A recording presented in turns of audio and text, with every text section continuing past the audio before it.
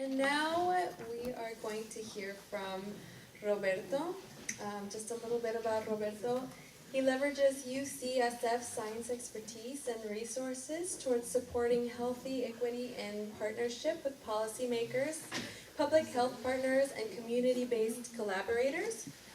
Roberto helped craft through his personal activism the health policy to reduce consumption of sugary drinks in SF. The SF soda tax was one of these. He currently works to pull together community-based education and organizational policy efforts to reduce sugary drinks consumption and increase equity in water access and consumption. This work is focused primarily in SF communities carrying the burden of disease disparity, the communities he's actually from. Roberto chairs the Bayview Healthy Eating Active Living HEAL zone as part of this work to reduce obesity related disease disparity. So, Roberto? Thank you. And I just wanted to clarify that as part of my work at UCSF, to leverage the science to improve health in San Francisco and to reduce health inequities, I brought scientists to the table with policymakers and community health advocates to develop health policy, and the soda tax was one of those policies. But once it became a campaign, a political campaign, then I no longer represented the university, and I took that on as my own community activism. And I can talk more about that later, but I just want to be clear because anytime I talk about my engagement in the soda tax campaign today, that is me as an individual activist not representing the university, because we can only take a stand on ballot measures or political activity if the UC Regents takes a stand, and they did not take a stand on the soda tax. Okay, so I'm gonna try not to bore you all. I do want to share some statistics, but I'm going to try and keep them visual. So hopefully I won't bore you, because this PowerPoint developed for an academic audience. Because, you know, we academics like to do PowerPoint, right? But I think there are some powerful visuals here that are important for people to see, okay? So, let's see if I can, now that the visual has changed, how do I make this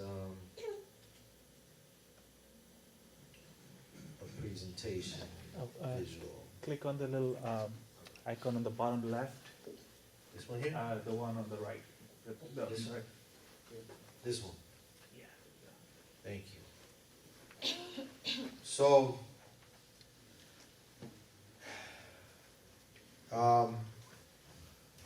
the reason I want to share this is, you know, generally we know soda's bad, right? As well, I'm going to assume, I'm making big assumptions. I'm going to assume that this crowd knows generally, but most people don't know how bad, right?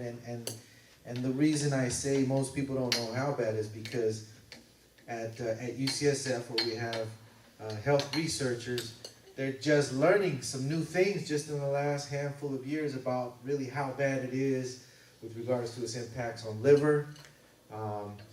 They've seen a tremendous increase in the need for liver transplants, people with non-alcoholic fatty liver disease.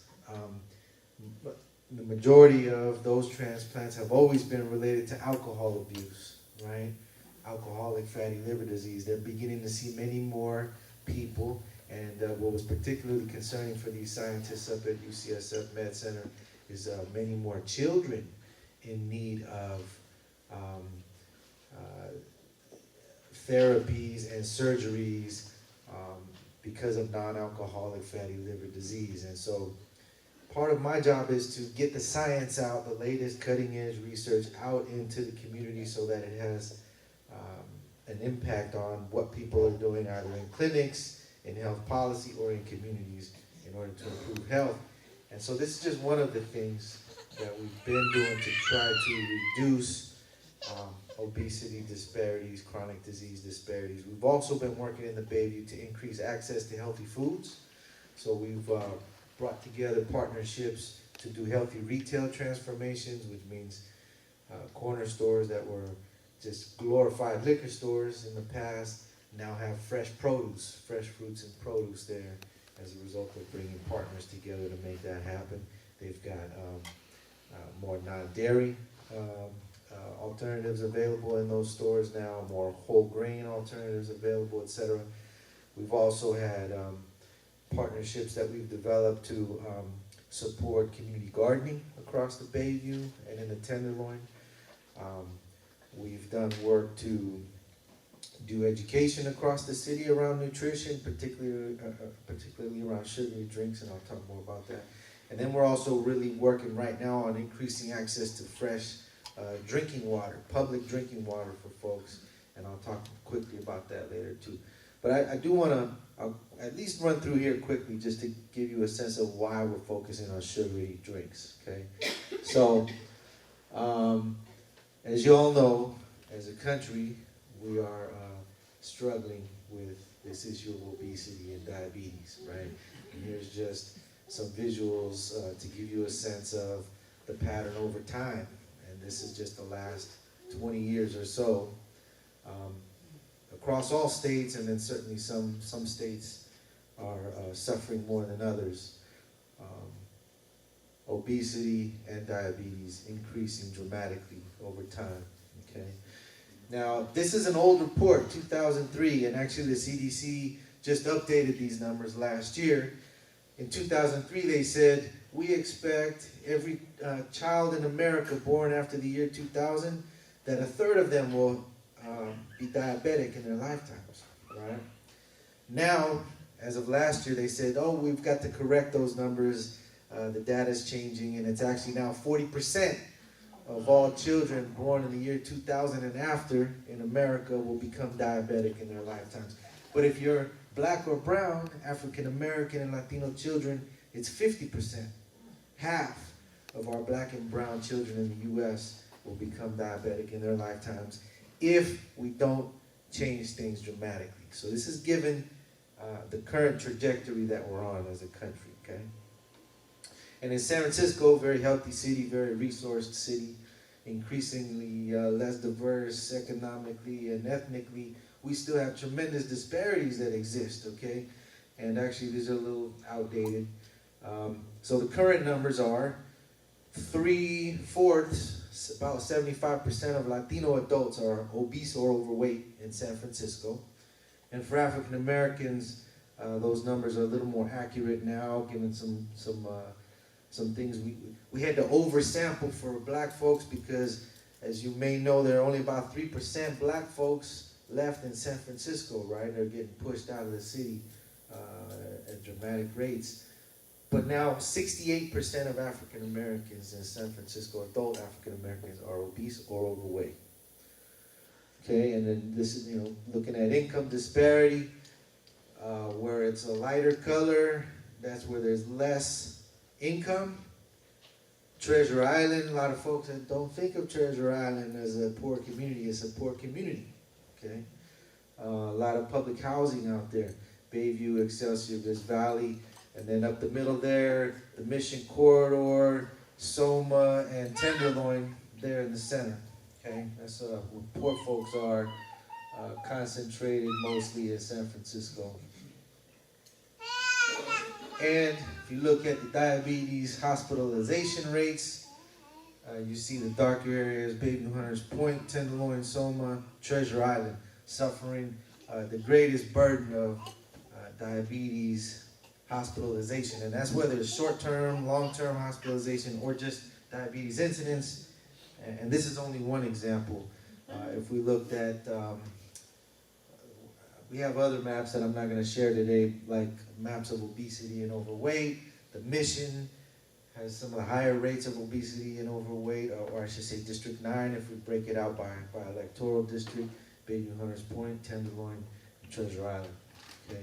And then if we look at who's buying soda, based on the market numbers, or the numbers provided us by the soda industry, And you see that the greatest expenditures are also in those same areas: Excelsior, Bayview, Viz Valley, Tenderloin, Mission Corridor. So what is a sugary drink? Just because I'm going to be talking about them, you know, these are some examples. And it's good to include Capri Sun and Honest Aid, those types of flavored, you know, fruity drinks and teas, because people think, well, that's not soda, it's the healthy alternative, right? No, it's a heavily sugar-laden drink. And of course, people say vitamins and water, vitamin water, that sounds healthy. A lot of sugar in that. Same with Gatorade. If you're a professional athlete and you're, you know, at professional athlete levels of physical activity, you might not be so bad off with all that sugar, but everyone else shouldn't be consuming that much sugar. Okay? We're talking about 64 grams in one of those Gatorades down on the left. And then, of course, my son's favorite Arizona tea, and those Frappuccinos also heavily sugar-laden. And, of course, energy drinks, not only really sweet, but they have their own problems because all the other chemicals are added. Why are we focusing on liquid sugar and not, you know, people say, well, why aren't you worried about cupcakes? Okay. Well, the difference is food makes you feel full, so you'll likely eat less of it. With liquid sugar, you don't necessarily feel full, and you keep consuming it, and it's, you know, your body responds to it as a liquid. You know, your body believes it's getting hydrated to a certain degree, so you process it, metabolize it differently. You don't get full, you know, so you're still hungry. And a sugary food might have nutritional value, right? It might have some protein or other things that you actually need. And sugary drinks typically have little to no nutritional value. And sugar in liquid form overwhelms the liver, okay? So your body's got to break, you eat a piece of fruit, your body has to break down the fiber to get to that sugar. So your body breaks it down much more slowly, metabolizes it differently. If you juice it, you get rid of all that fiber, you're giving yourself that straight shot of sugar, and it goes directly into the bloodstream, directly flooding your liver. And typically about 39 pounds per year of added sugars is the average American consumption right now. And if you look at half of it, 49.7% is liquid sugar. So it's another reason why public health folks are saying, if we can get people to stop drinking so much liquid sugar, we can eliminate about half of what's in the regular American diet. And then on the other side, it's like yeast breads, cold cereals, solid sugar syrups, honey, candy, desserts, grain-based desserts, etc. make up the other half. So that's why we're so focused on the sugary drinks, because it makes up half the sugar we're consuming. Okay? And 79% of that liquid sugar we're consuming is carbonated soda, which is also why such a focus on soda. And, you know, there are consequences like that non-alcoholic fatty liver disease I talked about. Can lead also to liver failure, liver cancer, or other liver-related death. 6 million children now have non-alcoholic fatty liver disease, and most burdened groups are Asian and Latino children. And it increases heart risk in children who are overweight or obese. Also causes osteoporosis because the phosphoric acid in sodas has been linked to weakening bones, and caffeine interferes with the absorption of calcium. And of course, teeth. Drinking sugar worse for your teeth than eating sugar, because of the length of time the sugar remains on the surface of the tooth. Of course, these are very dramatic cases, but it's certainly a problem for our oral health. So tooth decay, heart disease, metabolic syndrome, which is a combination of higher blood pressure and lowered good cholesterol, more belly fat, and diabetes. Diabetes and obesity and gout are other problems that have been linked given the research. Now, the government hasn't yet made a recommendation for what our maximum daily intake of sugar will be. So the American Heart Association got tired of waiting, and they recommended a limit.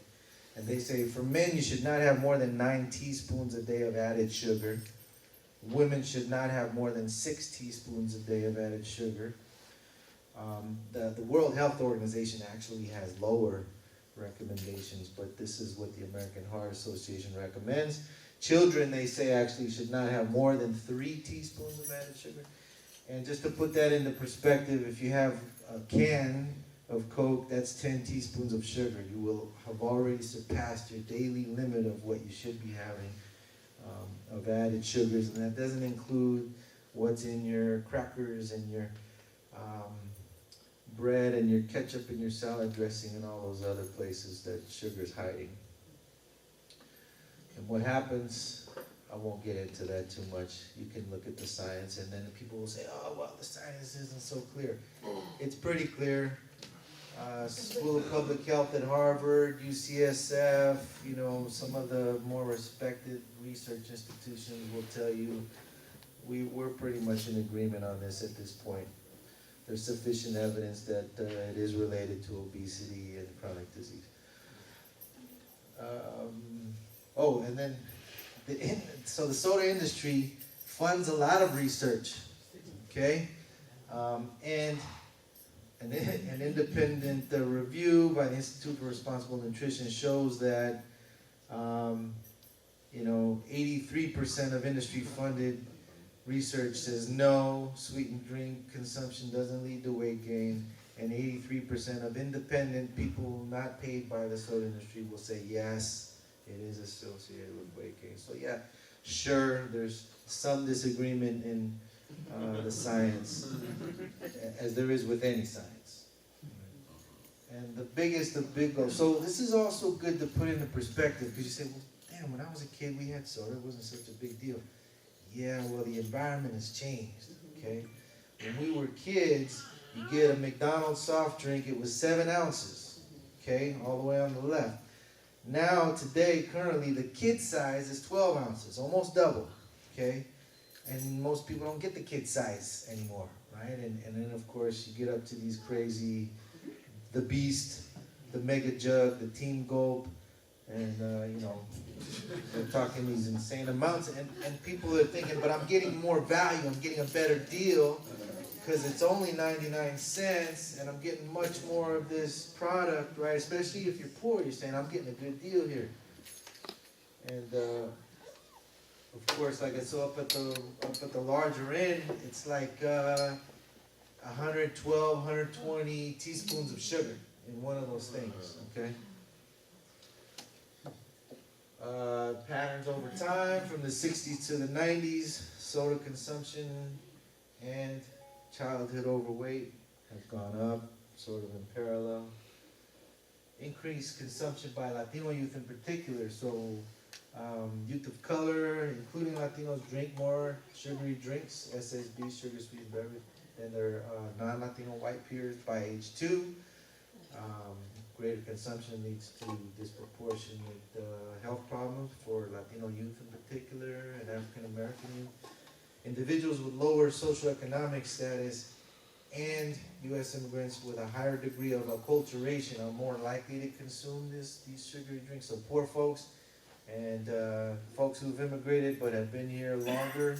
So recent immigrants, not so much, but although if they're from Mexico, that they may be changing. I'll talk about that. With Latino population highly exposed to beverage company marketing tactics, given the research that we have currently.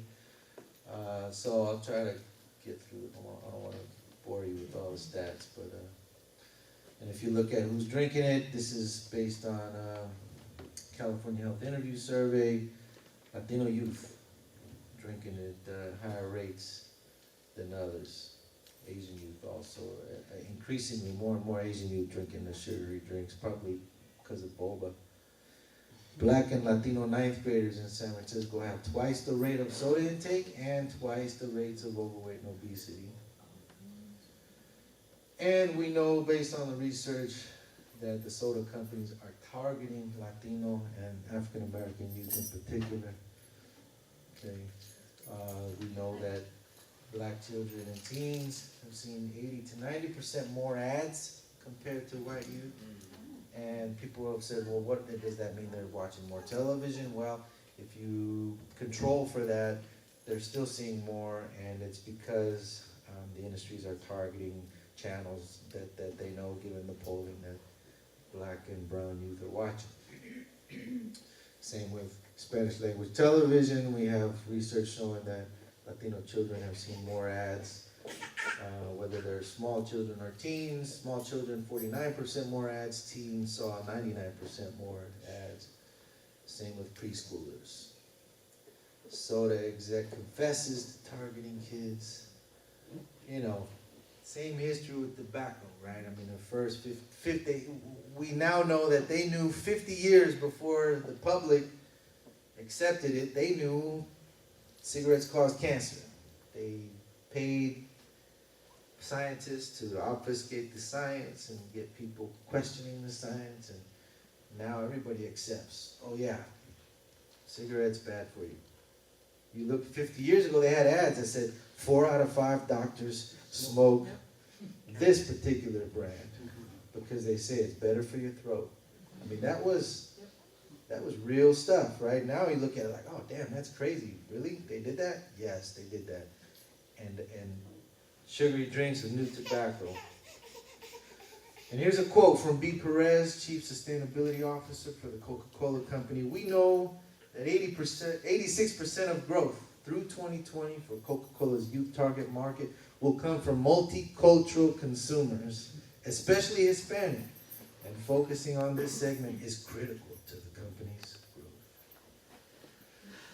And Joe Tripodi, Chief Marketing and Commercial Officer for the Coca-Cola Company, says Vision 2020 is Coke's plan to double its business by 2020. This aggressive plan is focused on dramatically increasing consumption of sugary beverages by young people using precision marketing that targets young people, mostly in Latino and African American communities in the United States and developing countries abroad. Okay? Not just reaching out to our communities of color here in the U.S., but also developing countries abroad. Okay? Can you just say, where's that from? Like, So what we started doing, we being a coalition of public health folks from the Department of Public Health, UCSF, Alameda County Department of Public Health, Sonoma County Department of Public Health, and we hired some folks that work in marketing to work with us to develop a campaign that I'll share with you. We just started following the industry marketing materials and participating in webinars that they would do for folks that were interested in investing in Coca-Cola or whatever. So for them, this is marketing. They want to share with you that they know what the hell they're doing. They're going to invest your money right, and they're going to make you money if you invest in Coca-Cola, okay? For them, this is a marketing strategy. For them, it's not racism. It's not colonialism. It's not, it's not some evil motive. For them, it's all about the bottom line. They're a corporation. They're out to make money. And they believe that this is a winning strategy to do that. Okay? And so one of the ways we fought back, the ant against, the ant hill, right? Or the mountain. I mean, they spend several billion a year with these marketing strategies that they've laid out for themselves. I think we were able to raise 50 grand, right? So this is part of, some of the work that we're doing, and it's very, very expensive and difficult to raise money to do. So when the soda tax campaign went into full swing last year, people kept saying, we don't need a tax. We need education. People need to be educated about this stuff. Oh yeah, where are you going to get this money for education? Because we've been trying for years, okay? And one of the benefits of the tax was it would actually pull together some money to do that education, okay? Which is what they're beginning to do in Berkeley since they did pass the tax. But this campaign in particular, OpenTruthNow.org, was put into place to lift up the voices of youth of color, these powerful poets of color who came into UCSF with the Center for Vulnerable Populations. They had some scientists and researchers share with them the data, share with them some of the information I shared with you, and then they went back and processed that together as artists and shared some and created some very powerful stuff, much more powerful than anything that we boring academics can come up with. So I want to share one video with you. Before you go into that, just Yes. so you know, good old Joe that you just saw the quote, I just happened to look him up. Yeah. He's actually been replaced by a gentleman from Spain who's now Alright. in his position. Ah, A guy named Marcus de Cantino. all right. So, not so good. Yeah. Hope maybe he'll have They're more just compassion. individuals, right? It's a system that will sustain itself and bring in any individual players they think need to be there at this given moment. So here is a video by Yosimar Reyes. I should say a poem by Yosimar.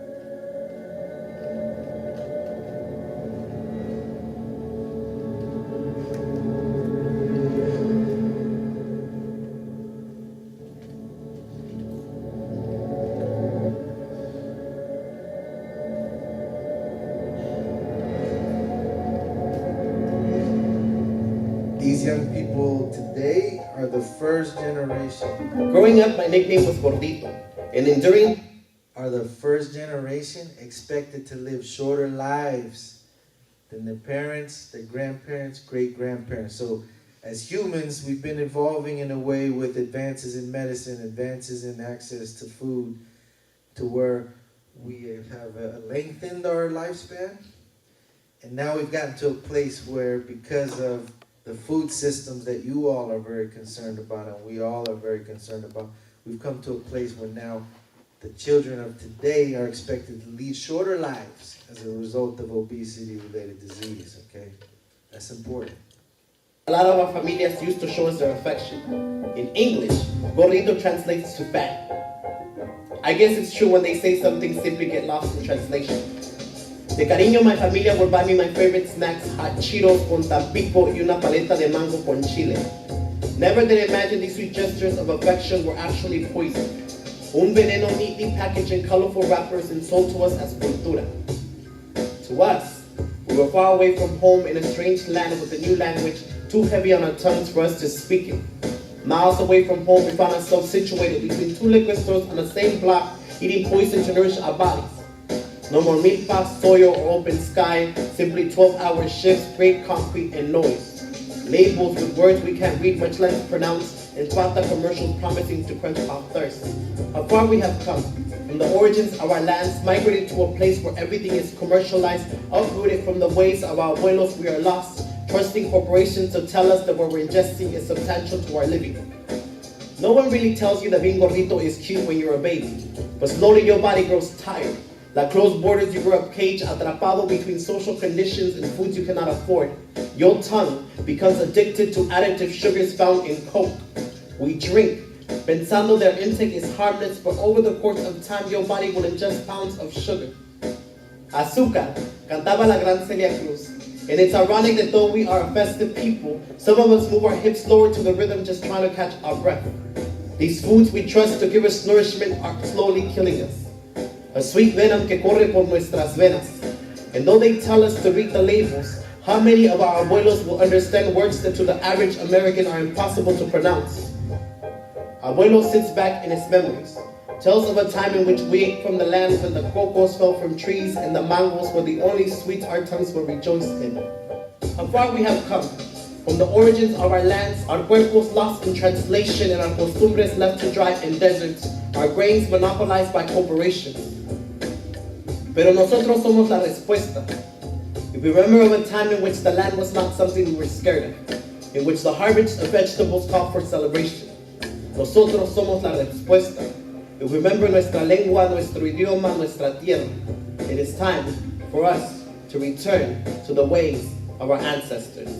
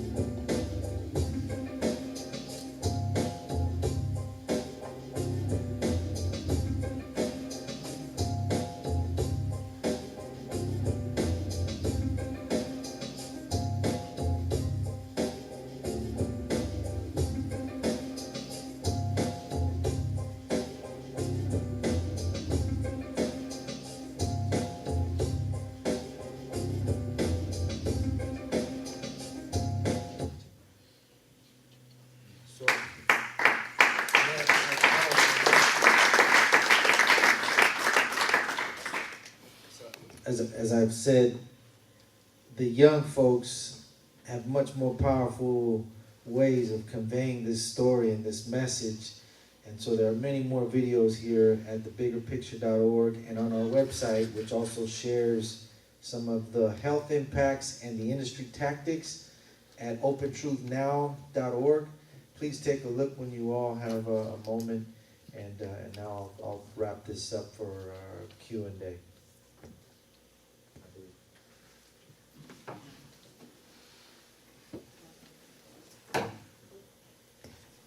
Thank you, Roberto. Does anybody have any questions? Yes. Can I Oh. give other people a chance? I do, but I'll let other people. Okay. Did you have? Yeah. Are you familiar with Walter Kempner's rice diet? He's a Duke University doctor and researcher.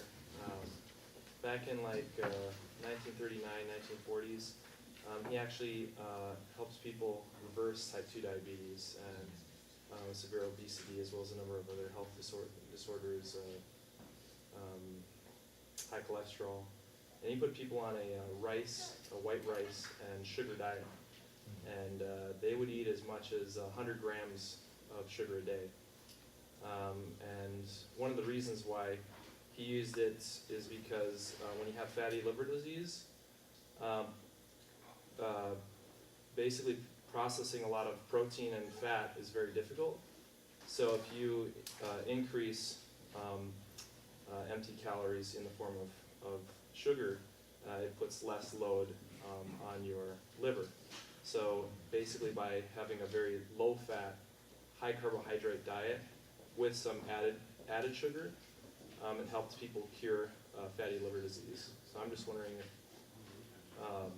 obviously, I think Coca-Cola is horrible because of, a lot of things. I mean, phosphoric acid is bad. The way that they've polluted in a lot of other countries, the industry, what I've heard is that they pollute. But I'm just wondering from like a health aspect, if you think like sugar is the #1 culprit in type 2 diabetes, or if it might be something else like fat and animal products. Yeah, that's a good question. I think what I've been learning about the research, the government and industry response to that research is that there's a film coming out very soon. I can't remember the exact name of it. There's the Sugar film, I think it's called. But they talk about how 30 years ago there was research that showed we were consuming too much sugar and it was problematic. And some industry documents have been discovered recently by a dentist who was doing research and went into an old abandoned sugar factory. Makes for a great film, but they made a documentary out of it, probably not as exciting. But what it shows is that the industry knew that there was plenty of research, given even the research they did showed that heavy consumption of sugar was creating metabolic health problems for people. And they began obfuscating the science, and what they began doing was saying, it's not the sugar, it's the fat. And so beginning in the 80s, we began having non-fat foods, non-fat options, right? But in order to make them tasty, they had a lot of salt and sugar, okay? So I'm not familiar with this one scientist and his research, and frankly, I haven't had time to look at individual pieces of research, so I go to the meta-studies. I go to the systematic reviews that have reviewed 10,000 studies and see what they learned.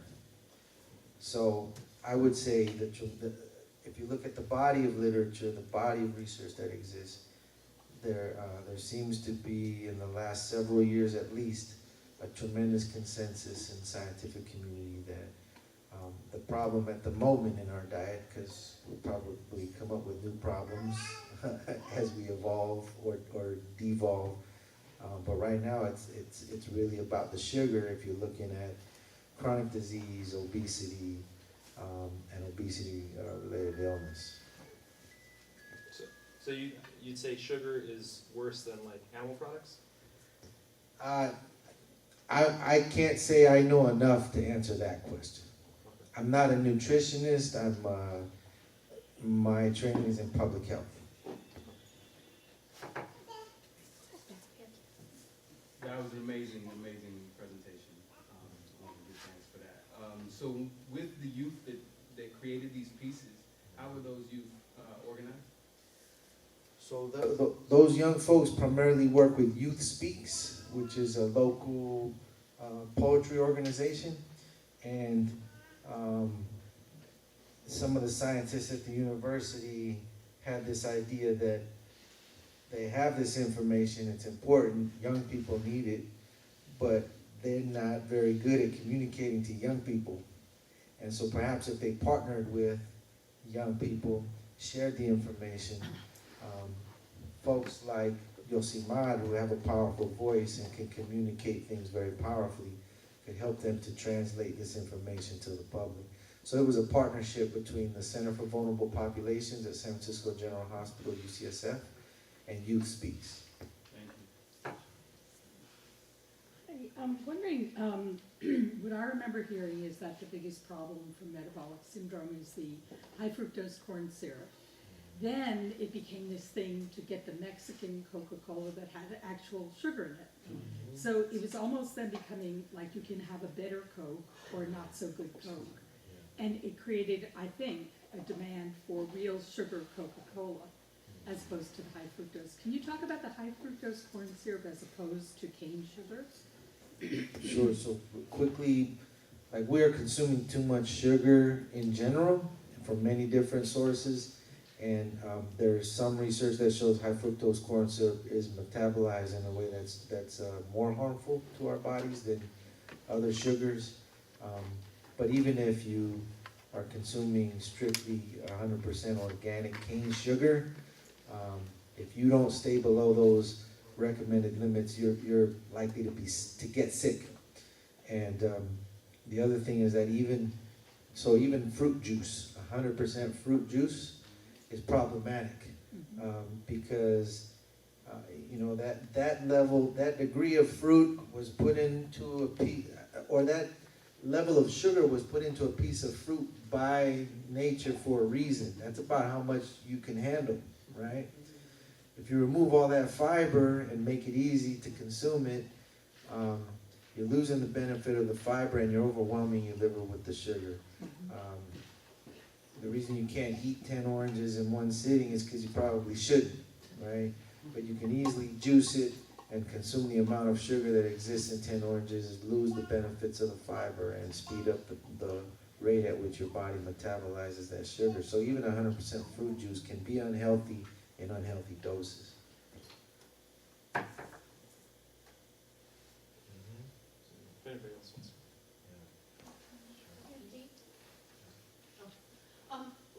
What about artificial sweeteners? We know that they're pretty heinous too. Have you done much with that? I've only read the things that say that, they're finding more and more about how it tricks the body and all the problems it can have.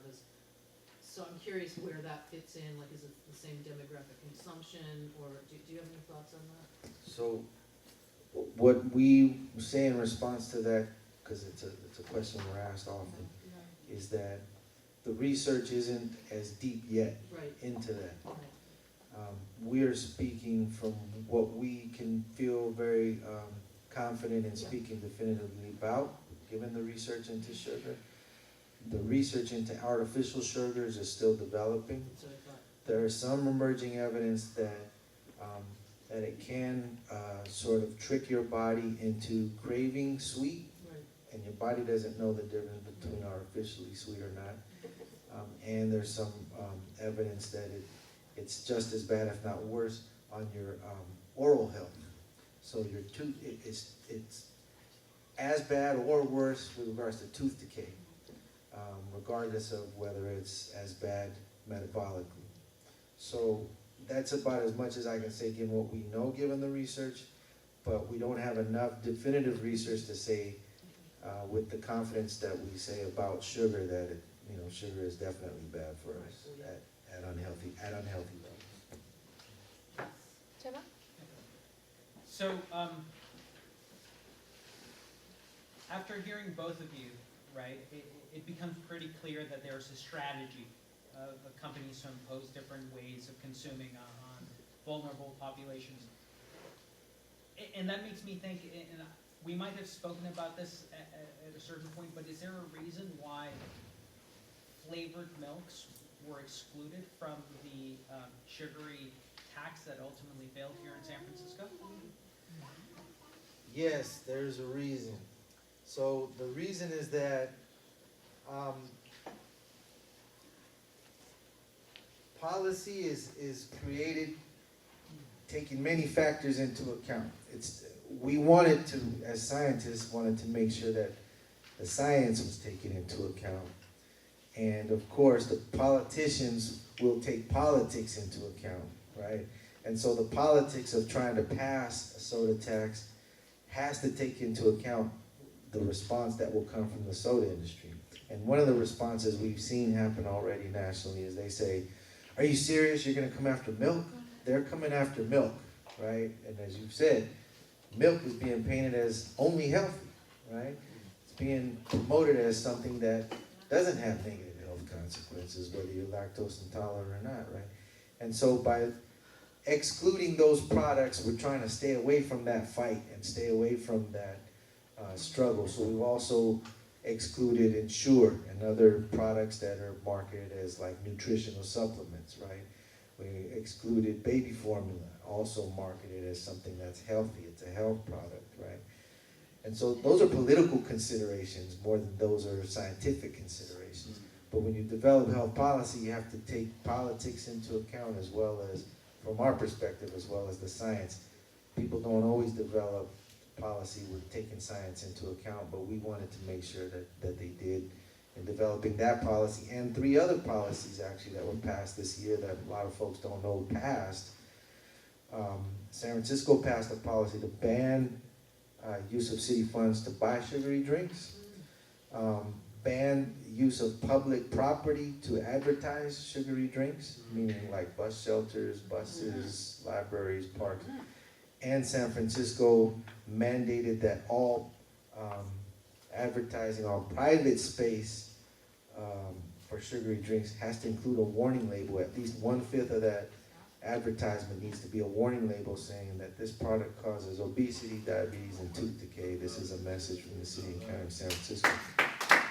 So, but the soda industry has a warning label tied up in court under free speech, okay? And the soda industry has the ban on removing sugary drinks ads from public property tied up in court. Okay, the only one that stands at the moment is not using city funds to buy sugary drinks. And I know folks are really asking a lot of questions on the sugary drinks. From my perspective, these are very connected, right? This is about corporate power over our food systems. And one of the things that came to mind when Nassim originally approached me about joining her on this panel was in Nicaragua, where I lived for a period of time. It's an insult to call someone un leche nido. Leche nido is a baby formula, okay? And to call someone leche nido is like you're using the cheap formula. That means you're poor, and that means your child isn't getting, or if you've consumed it, haven't gotten the proper nutrition and the proper development. So it's a way of insulting someone's intelligence, right? Now, that's part of the marketing that's gone on by Nestle in Nicaragua, promoting their product as the healthier baby formula, right? And promoting it to the extent where they're saying that if you give your baby breast milk as opposed to giving your baby the Nestle baby formula, you're doing your child a disservice, right, in their marketing, okay? Now, we also know that Nestle's working very hard to privatize water all over the world, right? And what I also learned recently through my work in Baby Hunters Point is that been working with black churches in addition to community organizations to get this message out, right? And it, you know, it takes a tremendous amount of work. Folks saying, hey, we're struggling to stay housed in this city. We're struggling to keep from getting killed by the police in this city. Why should we be tripping off of some sugary drink, right? It's not a priority for our community right now. Totally understandable, right? However, some folks have accepted this is important and said, okay, we're banning sugary drinks from our church, for example, okay? At this one church in the Bayview that did that, they said but they run into the problem where Nestle has come out and given out free chocolate quick to the children, the bottles of Nestle Quick, free samples in the parking lot, okay? I haven't heard of that happening anywhere else in the city except for Bayview Hunters Point. Okay, Bayview Hunters Point, folks, still some folks of color and some low-income folks living out there. That means Nestle also at the grassroots community level is doing stuff like that here in Bayview Hunters Point, right? So, yeah, I can't remember what country this was in, but when the campaign against Nestle started because of, you know, the issues with their formula and the way it was being marketed and the health problems it was causing around the world for babies. One of the things that Nestle was found to be doing in their advertising for their baby formula was dressing their representatives as nurses. And so they really, you know, focus very strongly on not only the healthfulness, but like we're an authority on what you need. And blurring this line that's been completely successfully blurred in the case of school milk programs, but blurring this line between, you know, what all companies, food or not, do of, you know, just advertising their products, and this sector of public health. And so Nestle has always really straddled that and kind of tried to push itself more into that public health arena. one thing I wanted to mention about next steps, right? Because this work is still happening. Right now, actually this week, I was so proud. I saw health educators from Rafiki Coalition, Black Community, Baby Hunters Point, serving health educators from Central American Resource Center of San Francisco, health educators from NICOS, Community Health Coalition in the Chinese community here in SF. They all came out to DPH to get training. They're partnering with us now to get this word out in communities of color in San Francisco. And we're partnering with those same community coalitions, the PUC, Supervisor Marr's office, and others, to increase tap water installations in low-income communities across San Francisco. We've got those bottle filling stations, but mostly in tourist spots right now. And we're working now to make sure that they're also put into low-income communities that need it the most. And we're partnering with those same lay health workers to get the word out about why low-income folks should be drinking public water, can trust public water, because we know from the research we've done that low-income folks don't trust the pipes in the older homes that they reside in, and in the older buildings they're sending their children to school in. And immigrant folks are coming from countries where we can't rely on the safety of public drinking water systems, and so they bring that culture here and end up continuing to drink bottled water. And you know, we have the best hetchy water here in San Francisco, so we're trying to get the word out. Tuesday, 3rd and Clement, we will be ribbon cutting the first tap installation there, bottle filling station, and very soon we will have those also in the Tenderloin, the Mission District, Baby Hunters Point, and Chinatown. So that's very exciting work, and it's part of this work to make sure that folks drink water and not sugar.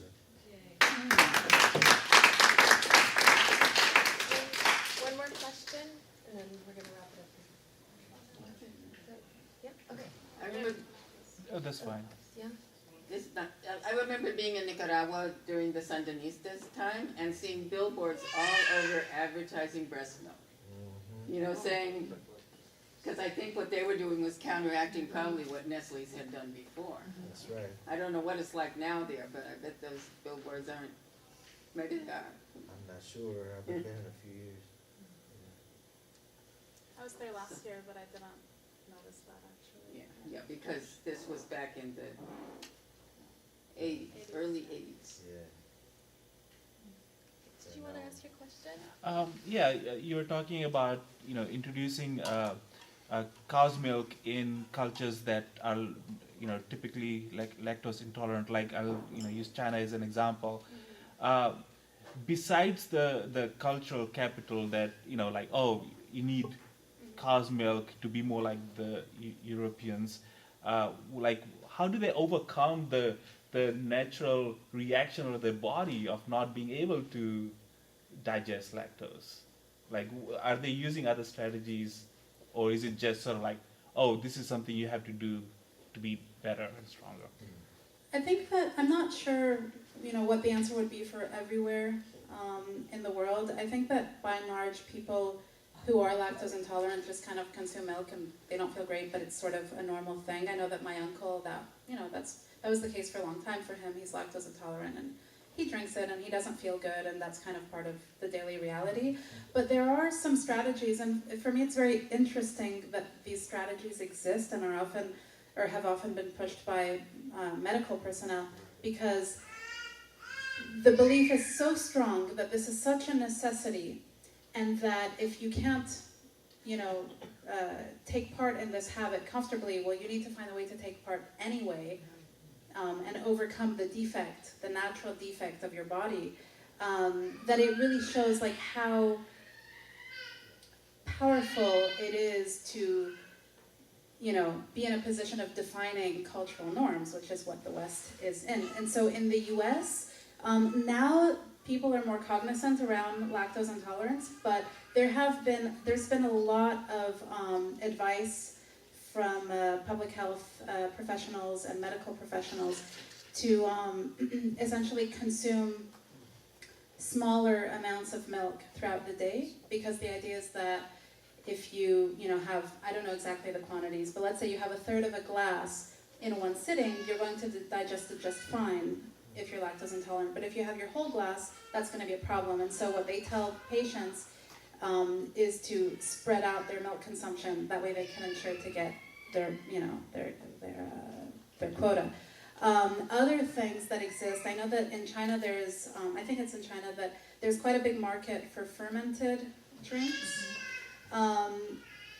Traditionally, as I was saying, Europe is, one of the main areas where milk consumption has been, traditional for a long time. But milk consumption, the way we know it today, is not traditional anywhere in these quantities, because it depends on refrigeration.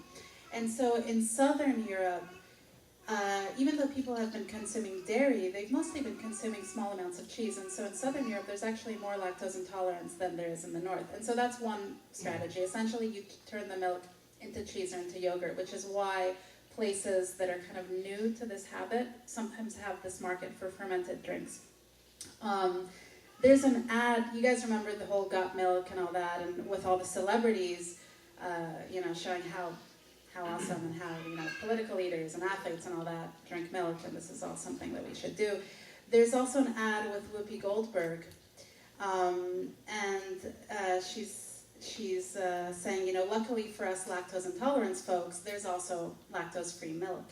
And so that's another strategy, is lactose-free milk in the same way that there's fat-free milk. And so there the idea is that, they're explicitly addressing Black Americans who have a much higher incidence of lactose intolerance than white people do by saying, we have you covered. This thing that you need to drink, don't worry, you can drink it because there's a lactose-free option. And in that ad, she says, it says something like,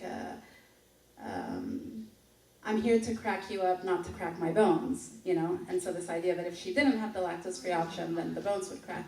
And in the same way that soda is now explicitly targeted in communities of color in the US, and in the same way that now there's a homogenization that we see globally, where, Myanmar has a new school milk programs, Peru does, Vietnam, Peru is largely indigenous in the same way that Mexico is, and hence largely lactose intolerant, Vietnam, all these places where there's a high incidence of lactose intolerance are saying that because that work, in a way, has already been done in the US. But in the past, in the US, there was a very explicit, in the same way as soda, targeting of immigrants and of, Black people, Mexican and Central American immigrants. There's an ad also in this book from the 40s where they show two young schoolgirls, and one of them is obviously American because of the way she's dressed, her haircut, and she's very healthy, this little kid, with blonde hair, and it says, this is what it literally says in italics, this is what a schoolgirl should, in italics, look like, healthy. And they're saying that she's a nice American girl who has had milk. They don't say American, but they're saying she drinks milk and this is what she should look like.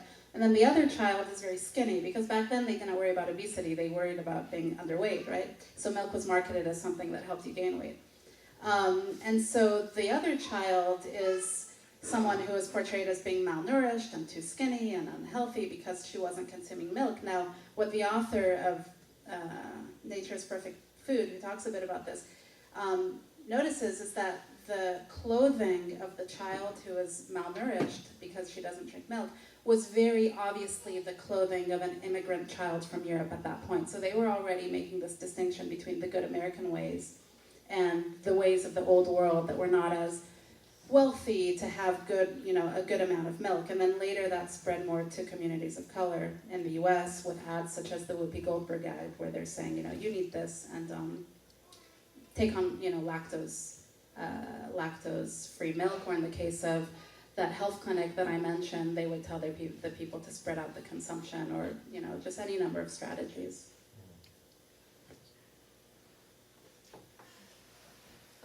One last question. Yeah, I have a question.